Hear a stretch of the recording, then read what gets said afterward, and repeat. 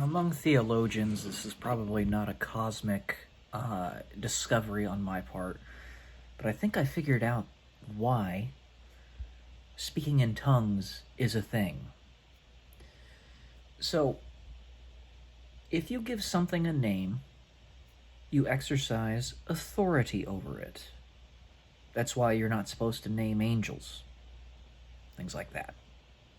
And it's why Adam was given the authority over all the animals and things in Eden when he was created, because he had authority over them, so he could name them all. And that's what he did. It's like a lion's a lion, a cow's a cow, a chicken's a chicken, etc., etc. In speaking in tongues, you're saying a bunch of random phonemes and syllables and stuff that have potentially never been said in combination ever before in the history of the cosmos. That's important. That means that you're giving something, an entity, a distinct name. And when you do that, you can exercise authority over it and tell it to depart. And it has to listen, because now it has form and substance. Sorry, that was my dog.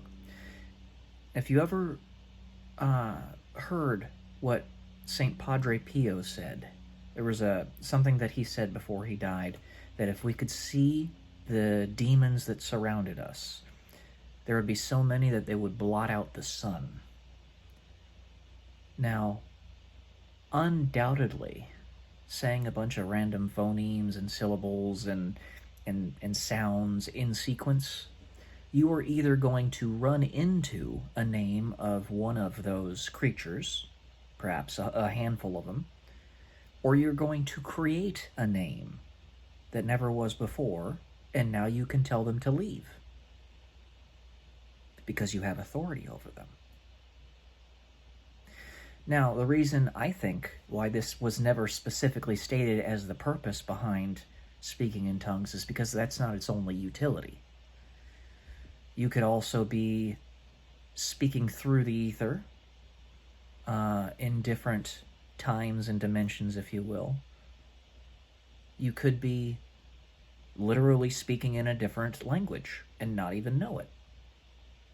So there's a variety of purposes to it.